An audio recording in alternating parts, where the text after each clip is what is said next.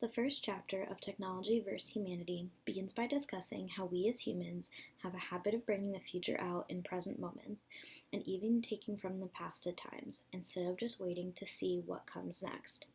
Leonard makes a good point on page 2, stating that he believes we are living in an incredibly exciting time. I have to agree. This makes me wonder why we tend to wish it away. At the same time, if we are always making new changes constantly, especially in technology, it is expected that we are going to be excited for what's to come. There is no escaping technology at this point, as it is involved in nearly every part of our daily lives. Long gone are the days of writing letters to catch up and communicate with each other. Now it's all about texting, FaceTime, and social media, especially social media. We use our phones to bank and manage all of our personal, private information. We can't escape it at this point. Even our cars are extremely technologically advanced now. Vehicles like Tesla rely completely on a battery charge and no gasoline anymore.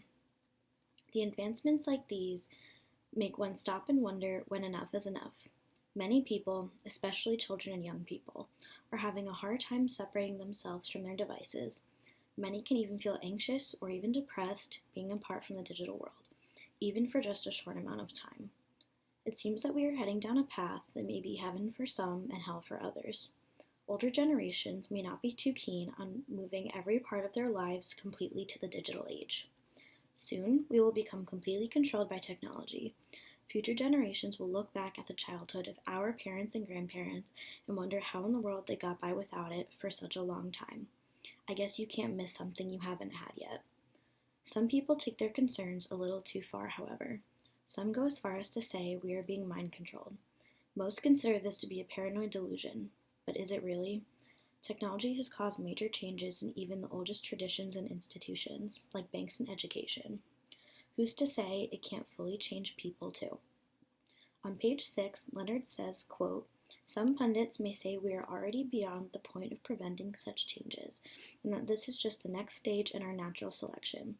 I strongly disagree and will explain how I think humans can emerge as winners in this coming clash between man and machines." End quote. With all of these incredible advancements, there is room for pitfalls, as with anything. Cybersecurity has become a popular career and a much needed necessity in these new times.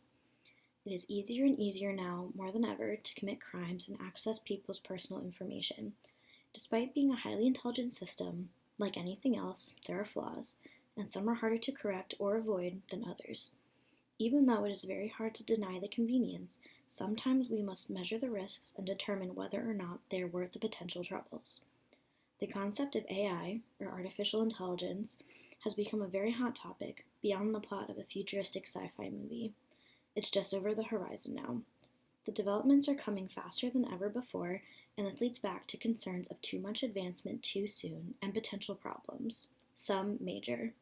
Since AI is essentially supposed to be a more advanced human-thinking machine, this does leave room for the potential of moving past human capabilities, thus leading to major issues for us. It is almost eerie that as the years pass, our reality is becoming more and more like a science fiction plot.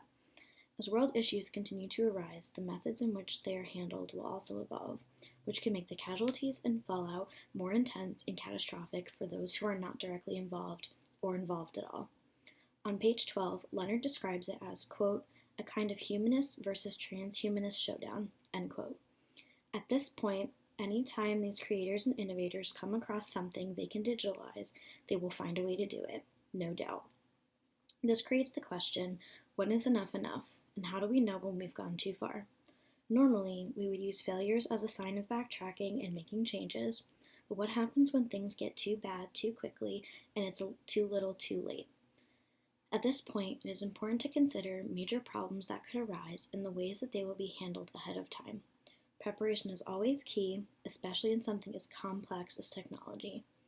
There's no doubt that innovation is exciting, and despite what anyone says, wants, or thinks, technology is going to do nothing except evolve and become more present in our lives, especially in our day-to-day activities. People will forever be waiting for the next big thing and lining up to pay thousands for the newest technology. That ship sailed many years ago, and it's not coming back. The next step is to learn to avoid complete dependency and how to find a healthy balance with technology and how much we use and rely on it. We say moderation is key, and we need to apply this to our digital habits as well, or one day, more than likely soon, very soon, we will be too far gone.